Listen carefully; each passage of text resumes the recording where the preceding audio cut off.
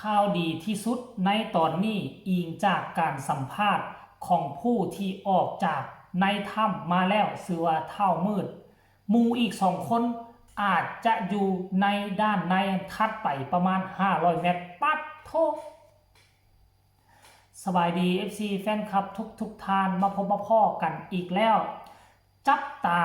เบิงจับตามองแบบบ่ให้คาดทุกวินาทีทุกคนเอ้ยเนาะหลังจากที่ผู้ประสบภัย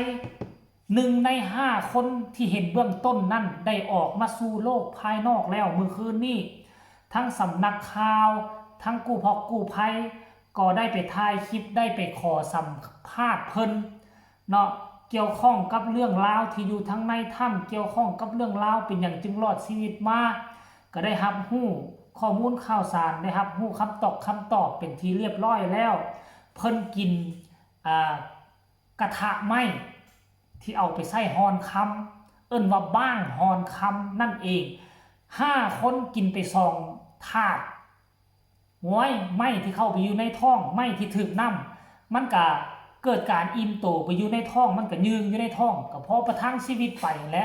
ว่าตามซื่อว่าคันอีกประมาณ 3-5 วันคันกรณีว่าบ่มีทีมงานกู้ภัยเข้าไปครบก็คือเชื่อเลยว่า 100% ค่อยว่าบ่รอดแต่อันนี้โชคดีซื่อๆเนาะอันนี้5 คนได้แต่ยังอีก2 คนบัดเนี่ย2 คนนี่เวลานี่มันนักหนาสากันกว่า5 คนนี่ได้บัดเนี่ยแต่ว่ามีข้อมูลข่าวสารมาแล้วทุกคนอิงจากการสำรวจและก็การสอบถามของเท่ามืดผู้ที่ออกมาเป็นผู้ที่1เราบอกว่าคาดคะเนว่า2 คนนั่นน่าจะติดอยู่ทางด้านในเพราะถ้ำตัวนี้มันยาวไกลห่างจากจุด5 คนอยู่ประมาณ500 เมตร2 คนนั่นต้องอยู่ทางด้านในแน่นอนเพราะว่าห่างจากบ่เป็น2เป็น500 เมตรห่างจาก5 คนอยู่500 เมตรแล้วมองหันมันจะเป็นโถงใหญ่มันจะมีความสูงมีบอนให้ลบลี่ฝนมีบอนให้ลบลี่น้ำจะบ่มีทางที่จะขึ้นไปท่วมจุดที่2 คนอยู่ได้ขั้นถ้าหากว่าเป็นไปตามคือการให้ข้อมูลของเท่ามืดนั่นหมายความว่า2 คนนั้นอาจจะบ่เดือดร้อนเรื่องน้ำท่วมแต่ว่าเรื่องอาหารการกินเรื่องการขาดอาหารนี่คือจุดสำคัญว่า2 คนนั้นจะยังรอดอยู่บ่ทานผู้ชมเอ้ยจะรอดหรือบ่และค่อยก็คาดว่า2 คนนั้นน่าจะเข้าถ้ำก่อน5 คนนี้เพราะน่าจะเป็นคนละกลุ่มเพราะว่ามาเจอ5 คนถามว่าอีก2 คนนี่เขาจะว่าบ่ฮู้กลุ่มเขามีเพียงแต่ซ้ำนี่มีเพียงแต่5 คนนั่นหมายความว่ากลุ่มนั่นเข้าไปก่อนและกลุ่มนี้เข้ามาตามหลังและกลุ่มนี้ก็เลยว่าปักหลักหาแร่ทองคำอยู่บ่อหรือเว้นนี้อยู่บ่อหรือเว้นที่เขาเจ้านั่งอยู่หั่นน่ะอยู่เป็นมันเป็นโพนดินเด้เขาเจ้าเจาะโพนดินเฮ้ยอันนี้มันเป็นข้อมูลที่ใหม่และที่สำคัญกู้ภัยต้องทำงานหนักเฉพาะคืบคานมาหา5 คนนี่ก็ยังขนาดนี้แล้วจนว่าอาจารย์ติ้งลี่บอกว่าค่อยมุดถ้ำหลายมือหัวค่อยจนล้านบ่แม่นผมค่อยมันไปติดอยู่ผนังถ้ำละบ่อาจารย์ติ้งลี่ว่าบ่แม่นตีอาจารย์ติ้งลี่ค่อยเบิ่งเจ้าตั้งแต่มือทับอิฐพุ่นตอนข้ามมาแต่ฝั่งไทยหัวเจ้ามันก็ล้านอยู่แล้วนะบ่แม่นว่าผนังถ้ำเอาผมเจ้าไปไว้ดอก รายละเอียดให้ไปฟังคำสัมภาษณ์ของเท่ามืดจากปากเท่ามืดว่าเป็นแนวนั้นแท้บ่ทุกคนไปฟังเลยซื้อหยังซื้อเจ้าของบ่ซื้อหยังบ้านอยู่ไสอ๋ออายุจักปีโอเค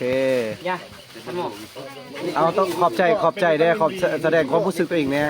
ว่าไหนขอบใจเมื่อทุกคนกี้ไปจับผู้ที่ยวเราใจเอ้ยผู้ใหญ่เพิ่นเจ้าเมืองจะแปลกเพิ่นขอบใจหลโายอเคอยู่ดีมีแฮงเด้อน้องเด้อแต่ว่าอ้ายอยากถามคำถามหนึ่งว่าอันน่ะพวกน้องเคยเห็นเขาเจ้าลงไปในบ่อเจ้าลงไปตลอดเขาเจ้าลึ่งเป็นบ่มันมีบ่อนให้เขาเจ้าหลบภัยบ่ มันมีบอลที่เขาเจ้าสามารถมีชีวิตรอดอยู่เป็นบ่ นี่แต่ว่ายันรุ่นหนาวฮัน โอ้ หนาวแห้ง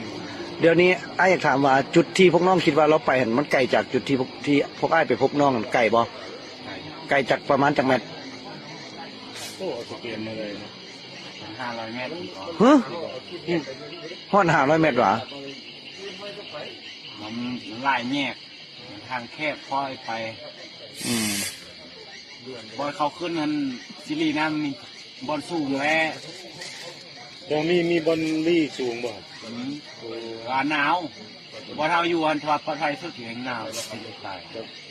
อืมอืมโอเค ขอบใจเด้อ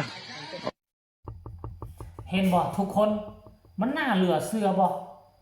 สำหรับเท่ามืดนี่น่าจะเป็นผู้ที่เจ็บกระเพาะอย่างหุนแฮงขนาดเจ็บกระเพาะเนาะบ่สบายเจ็บกระเพาะเจ็บเอิกเนาะก็เลยว่าเอาออกมาก่อนโอ้ก็ถือว่าตัดสินใจถูกแล้วคันบ่เอาออกมาอีกมื้อนึง2มื้อนี่บ่แน่ได้ฝนตกหนักกว่าเก่าเนาะแต่ว่าการออกมานี่บ่ได้เอายางมาบ่ได้เอาคานมาได้ขั้นตอนทำอิฐที่ห่างจากห้องโถงที่ทีมงานปฏิบัติการทีมหนึ่งบ่เป็นทีมประดาน้ำนะมีอาจารย์ติ้งลีหรือว่าไอ้เก่งกาดแล้วก็จะมีไอ้ปอนเนาะแล้วก็สิมีทั้งนอกบ่ว่าจะเป็นตายบ่ว่าจะเป็นอันนั้นอยู่ทั้งนี้รอท่าฮับแสดงว่านี่ทีมงานดำน้ำ2คนนี่นะต้องใส่เครื่องช่วยหายใจทางออกซิเจนพาเรามุดถ้ำพาเรามุดออกจากห้องโถงตัวนั้นมาประมาณ20 เมตรจึงออกมาสู่ห้องโถงทีมงานที่2ก็คือทีมงานอาจารย์ติงลีอยู่ก่อนจะฝึกให้เราหันใจทั้งเครื่องดำน้ำได้นะบ่ธรรมดาแต่เอาไว้คลิปหน้าค่อยจะมาเล่าสู่ฟังมันมีคลิปรุดออกมาแล้วเหตุการณ์ท่านผู้ชมอันนี้คือเรื่องราวที่มันเกิดขึ้นที่พวกเขากับบ่คาดคิดบ่คาดฝันท่านผู้ชมแต่ว่าได้ยินข่าวแบบนี้ค่อยก็ย่านอย่างเดียวคือ2คนนั่นข้าเจ้าจะทนได้บ่ข้าเจ้าจะทนอดเข้าอดน้ำได้บ่ขนาด5คนนี้เข้าไปตามหลังสภาพยังขนาดนี้รูปภาพตอนเข้าไป